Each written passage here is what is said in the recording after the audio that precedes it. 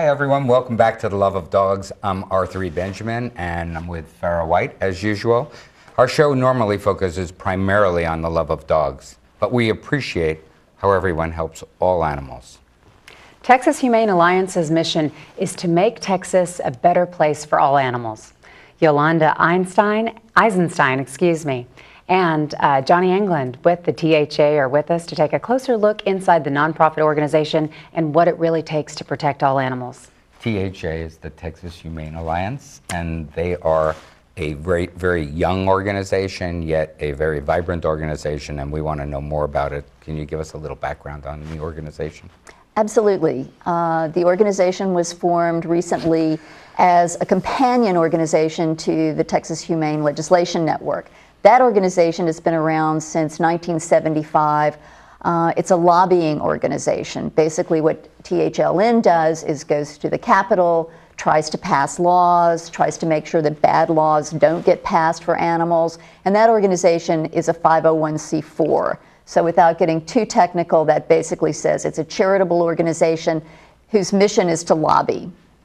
Now, THA is a 501c3, which most people are familiar with, and our role is to educate, is to take, for instance, the elimination of the gas chamber, which is a very important bill that they're going to be introducing next session in January. Our role is to educate people and inform them of the fact that the gas chamber is still being used, that it's an inhumane method of euthanasia. So we're really focused on education and advocacy. We want to talk to people, educate people, tell them how to advocate in their own communities. So that's our focus, is the bond between animals and humans and how we can help people treat animals in a better way.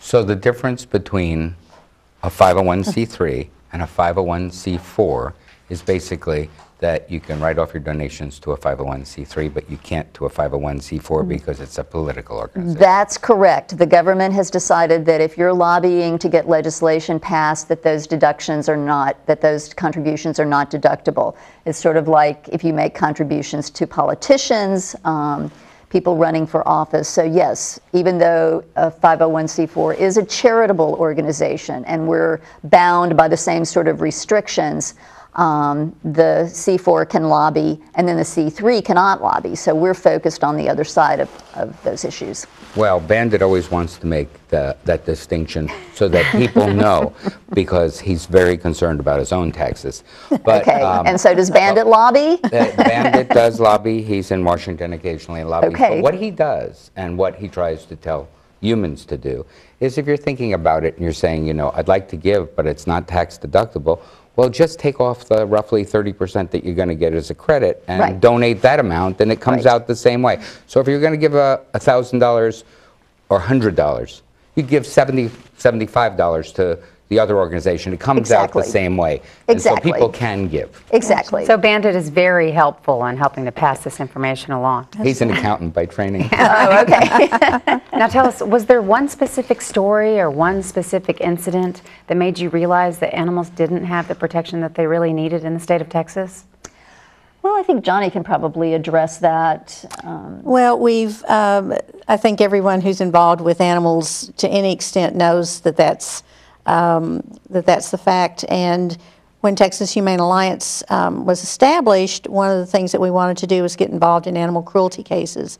There are far too many of those, and the media has been wonderful in highlighting those in recent years so that the public is much more aware of what animal cruelty is and that they will report it. And the officials, police, sheriff's departments will investigate, and DA's offices will prosecute. We really got launched Texas Humane Alliance in earlier this year with the case of Little Hope, the dog in Parker County, Weatherford, that I'm sure everyone remembers. She was found on some ranch property. Her tongue was sticking out. Electrical tape had been wrapped around her muzzle. She had several stab wounds on her, and volunteers, after they were alerted to her plight, spent all day on horseback, walking, trying to rescue her, and they were finally, fortunately, able to capture her, to rescue her, took her to a vet. That story just really touched so many people, and it became an international story. Weatherford, Parker County was offering a $10,000 reward totaled through the Sheriff's Office and Crime Stoppers, but we had a donor approach us at THA and offer an additional $25,000. And so that really got some new publicity on the case, made the total reward $35,000. Unfortunately, although that happened several months ago, no one has come forward with credible information. Hope is doing great, and we're really glad to have been involved in her story just a little bit and create a little bit more awareness of animal cruelty because of that donation that we were able to offer. Okay, so we're going to do something Yes. very unusual Yes. right now. So there's been nobody reported for this horrible crime. No credible leads at all. Where Correct. Hope was taped. Her tongue she had to have surgery. Right. She had to have the stab wounds repaired. Right. She's doing well now. Yeah. But if you're in Parker County and you know who did this, American Dog Rescue will add $5,000 for the next 48 hours after this program airs. Call the sheriff, email American Dog Rescue, Farah and I will get involved, and there's $40,000 to tell someone that this happened and you know who was involved, and you will get a $40,000 reward if it leads to the arrest and conviction of that person. And I'm sure that that could help your family, it could help your friends, that could help your friend's family. And anyone who would do something like that to an animal will do that again, I'm assuming, to many more animals, and then eventually to people. So that kind of thing really does need to be stopped. And it's $40,000. So you need to think about that, truly, and help us capture the person who did that and give us some leads. You don't have to identify who you are. Just make that phone call. So do you do a lot of rescues? Jonnie does. Yeah. Yes. I saw that smile. Quite a bit, yeah. I've been involved in animal welfare, animal protection for quite a long time, and love rescuing on my own. Rescued a little bandit cousin several years ago who is the love of my life. We also support the Another shelters. failed foster? I'm sorry? Another failed foster Absolutely, situation? yeah. Multiple failed foster. Texas Humane Alliance also helps rescue groups and shelters. We network emails and information with adoptable animals, those that owners can no longer keep, those that owners have found and need a place to go, hopefully to prevent it from going to a shelter. And with the shelters, especially the ones that, the animals that are facing euthanasia at municipal shelters. So we do spend a lot of time networking those animals and helping to facilitate their rescue and adoption. And how do you generally find people to help you rescue? Do you have a lot of volunteers? We don't yet, and THA is not per se a rescue organization. We want to work with the shelters and rescue groups. We want to work with the public, people who maybe find animals or in a situation where they can't keep a pet or they need some resources. We will help them find those resources, help them network the animals, help in that way. We're not a rescue organization. We won't have foster parents, foster volunteers within our group, but we can put a volunteer in touch with an organization that needs fosters, and we can help organizations find other fosters. Because you say it starts with humans. Oh, absolutely, Yes. absolutely. It does start with humans. As we all know, animals are innocent, and the problem comes in and the issues arise when humans get involved and interact with animals. And it's not always intentional. Cruelty is sometimes due to neglect. People don't understand how to take care of an animal. They don't understand that, you know, tethering a dog 24 hours a day can make the dog aggressive and can be cruel treatment. So I think that our focus, and there's so many wonderful rescue groups out there, Yeah. I think that an area and a gap that we can fill will be to help with the education, help people understand more about the human-animal bond and how to foster that and how to treat their animals. So how do you do that education? Well, I think there are several ways we can do it. There are some programs right now that I've been looking at that are humane education programs in New York City. There's a wonderful program that I think that we would consider modeling, where you go into the schools and you teach young children, about animals and how to take care of animals, things to do, not to do. I think certainly we can use the website and certain electronic media to help. I teach, I'm an attorney, I practice animal law, I teach at the law school. I think that teaching and giving seminars is another way to do that. So I think there are lots of avenues available, and we're just getting started. So I'd like to put you in touch with the people at Paws for People and Paws for Vets. They do this. They do over 300,000 youth in their state every year, and additionally, they now have a full credit course in college teaching people how to use dogs in their professions as companion animals. So be happy to make that introduction. That would be great. What are the biggest animal rights issues here in Texas right now? Well, I think with the passage of the puppy mill bill, there is still some opposition. I think that that's one of the things that we may be facing at the legislative session in January. Horse slaughter may be on the horizon again with the recent lifting of the ban on the inspections. So I think those are a couple of issues that we may be looking at that are sort of big animal welfare issues.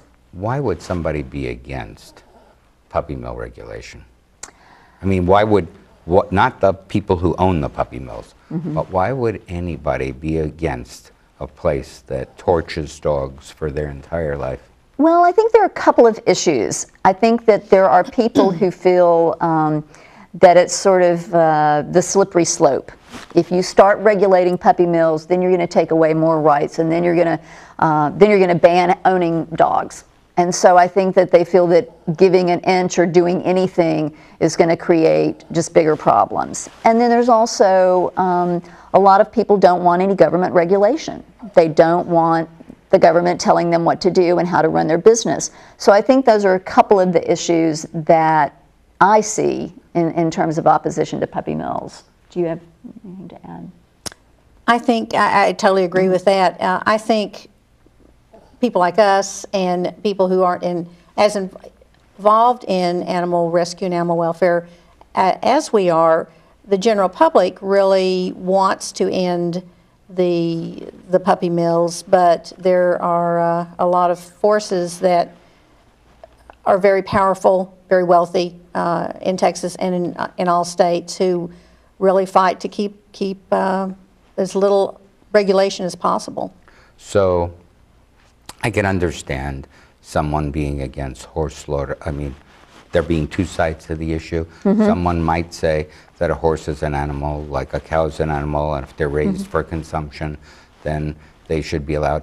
The problem with horse slaughter is that they're slaughtering horses that have had all sorts of chemicals introduced into their bodies right now. This is, they're slaughtering race horses. They're slaughtering horses that have had painkillers, strong painkillers, tranquilizers, and that's being introduced into our food system, and we don't know how far that'll go. So the horses, as I understand it, are shipped from Texas to Mexico a lot of the time to be slaughtered, and the meat comes back in.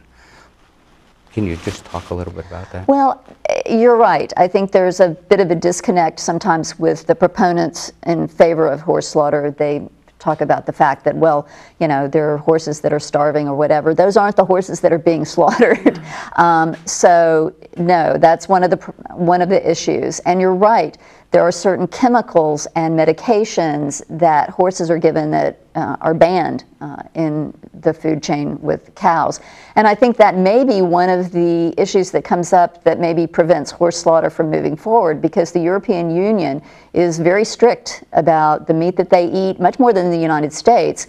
The genetically modified food is labeled, and so there may be no market for horse meat, certainly in the European Union. And so if there's no market, then you're not going to have horses being slaughtered. But yes, that is a big issue right now.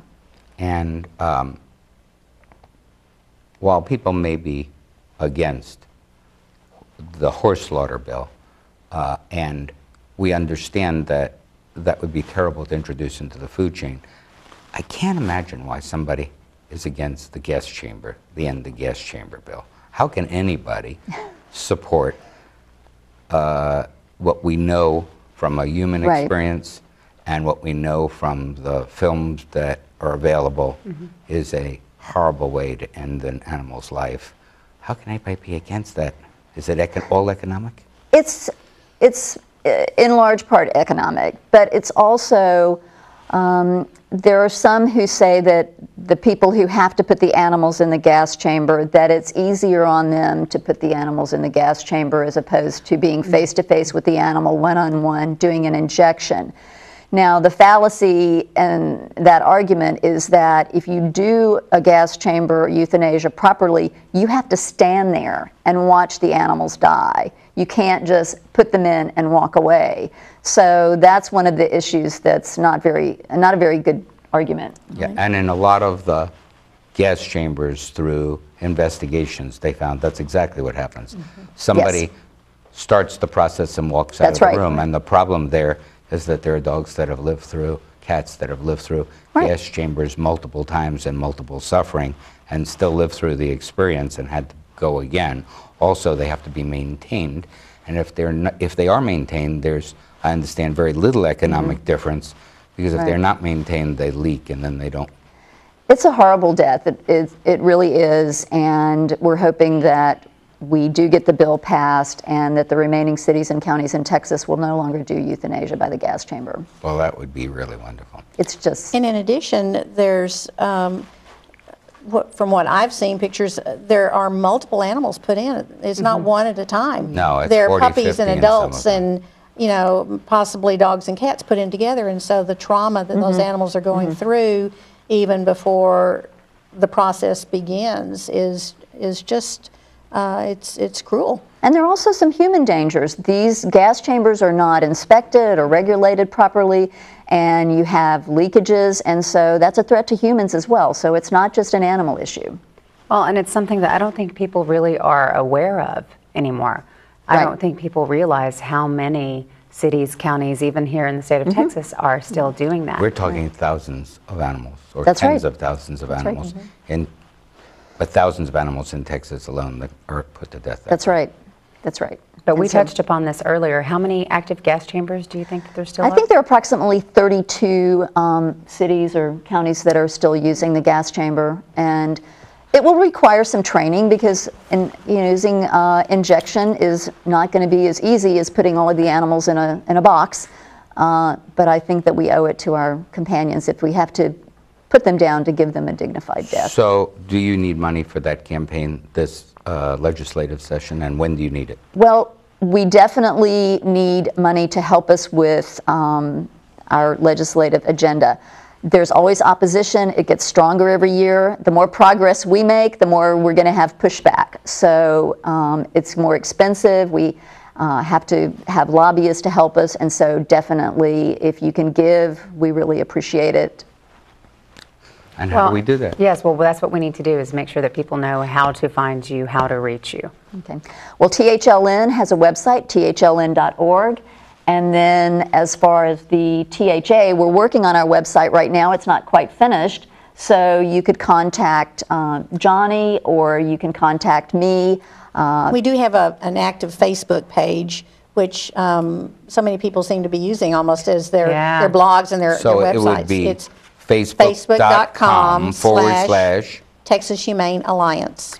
And I'm at animallawoffice.com. You can find my website, my law practice website, and you can reach me there. It has my email and information. So, Okay. And as always, you can reach anybody who's been on the show by reaching us. Absolutely.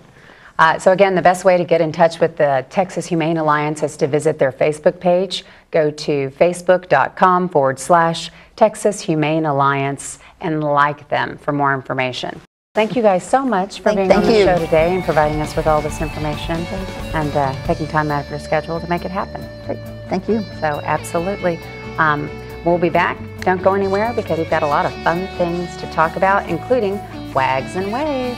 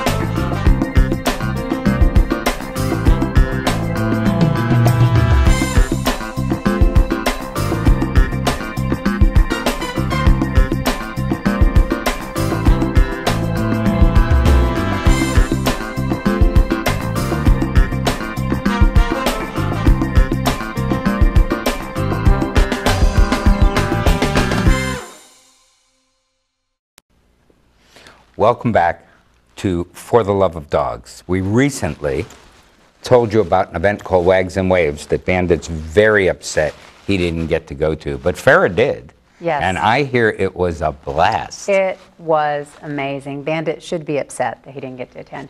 I was upset that I didn't have my swimsuit with me, but there I was posing by the sign. Wags and Waves, it took place at NRH20 a few weeks ago, and it was an incredible event. I can't stress enough how much fun I had. There were so many animals, and it was hosted by the Metroplex Animal Coalition, and the benefits, they go to several great organizations that are here in North Texas. And I got to be an honorary judge for a costume contest, and also there was a talent contest for the dogs, and there's a few photos for you to see that really are pretty amazing. But everyone just went out of their way to have a great time. I heard there were 600-700 animals running wild, There jumping were. in the waves, Yes. going down the slides. Absolutely, and in the lazy river, it really was just like, they might as well have just been kids. And anytime the wave pool would start, dogs would come running from all over to jump into the wave pool and just start swimming out. It really was an incredible sight, and just so different than, I guess, what I had expected. I don't know why I thought that the dogs would be any different than kids at a water park, but it really was dogs at a water park. But what was the purpose of the whole day? Well, it was to raise money for all of the different organizations and rescue organizations that we have here in Texas, and they did do a tremendous job. So I have to say, support Wags and Waves. Definitely make it an attempt to go next year. It really was an amazing event. I will bring costumes, animals, and a swimsuit next year, because I have to say I almost got in the water with my clothes on, because the dogs just looked like they were having so much fun. They get in the water with their fur coats They on. did. I almost did too. Emily was with me, and if I hadn't thought that I would have embarrassed her, I absolutely would have. So, but the contest, judging the contest was great too, because people spent so much time and effort. You could tell. Our winner was Michael Phelps. Michael Phelps ended up being. Michael Phelps was there? Michael Phelps was there, wearing his medals. See, he ended up winning first place. You can't really see his little swim trunks, but he had them on. He was an absolute cutie pie. Just as charming in person. Really? But with all of those medals, was he weighed down? You know, he seemed like he was getting around just fine. You know, before we talk about another dog who has an incredible ability to swim, I want to repeat a very serious offer we made in the last segment. Yes, please. If anybody has information leading to the arrest and conviction of the people who perpetrated that heinous crime against a dog, Hope, by taping her mouth shut and having her tongue hanging out for days, we've upped the ante, and there's a $40,000 reward now. $40,000 for information leading to the arrest and conviction of those people. And we're going to keep that open until Monday night. Good. So please, if you have any information, go to our website, call Crime Stoppers, contact the local sheriff in Parker County, and let's find the person who did this, or people who did this. No, absolutely. Now let's talk about a dog who's really amazing, Bob the diving dog. Yes, Bob is really amazing. He just loves to go to the bottom of the pool. he does. We've got a great little story and a great video to show you that literally is of a diving dog. So watch this. This is Bob, but when it comes to his pool, he does far more than Bob in the water. He's becoming known for this spiral stunt, pawing and clawing and paddling his way down to the depths of the deep end of his family's pool, and then finally coming up for air with his prized toy firmly in his mouth. He is Bob, and we've named him Bob the Amazing Diving Dog. Christy Navarrete is Bob's owner. Her family took Bob in as a stray 4 years ago. I found him climbing a chain link fence to get in my husband's grandma's yard. Such a good boy. And Bob's unique tricks continued to amaze one summer afternoon when the pooch was poolside with his plastic toy. He obviously likes to keep his eyes on. I was floating one day in the pool, and he dropped it in the pool, and I wasn't going to get it till I get out, and I told him that, and he looked at me like, I don't need you, and did it. And Bob's been making a splash ever since, with neighbors, family, and friends, circling his way 8 feet down to the pool surface. Christy's even posted Bob's buoyancy-defying dives on YouTube, just so others believe what she's been seeing. And I said, you've got to check this dog out. He's crazy. How crazy? Christy tells me this Fido fetches all year round. When the temperatures dip, so does Bob. I'm always yelling out the window, get out of the pool, because it's freezing. So is this canine a rare breed of H2O obsessed pooches, or are most dogs drawn to dives like these? We asked a local vet. And some of them just know it instinctively and they just go for it. They're naturals. So Bob, the amazing diving dog, lives up to his name. Amazing. Definitely nothing to turn your nose up at. How cute is that? I just think that's amazing. Special thanks to KGET 17 News in Bakersfield for that great story and all of that great video from that sweet little dog. It's truly amazing. You know, Bandit will dive to the bottom of a bathtub for a soap bar. You really have trained him well. I have. But I hear that Bandit will jump in the bathtub, huh? He does. He just likes to be in water? He does. He'll walk in a shower, he'll dive in a bathtub. I think we're out of time today, but I want to say thanks to Yolanda and to Jonnie from Texas Humane Association, Texas Humane Alliance for being our special guests, and Bandit wants to thank everybody for letting him have the privilege of getting back in the pool next year, Wags and Waves. He's got to come with me next year to Wags and Waves for sure. You do too, Arthur. Remember, you can always find out more about For the Love of Dogs at AmericanDogRescue.org. And as always, be sure to follow us on Facebook, Twitter, and YouTube. And if you haven't told your friends about us yet, you should. Well, I'm Arthur E. Benjamin, and this is Bandit. And for us and Farah White, we thank you for watching this week. Remember the reward, and please call in if you have any information that can lead to that arrest and conviction. And yeah, absolutely. And you don't have to give your name. You really can remain anonymous. And any tips that you can give us that will lead to the capture of that person, I'm sure we will all thank you. see you next week.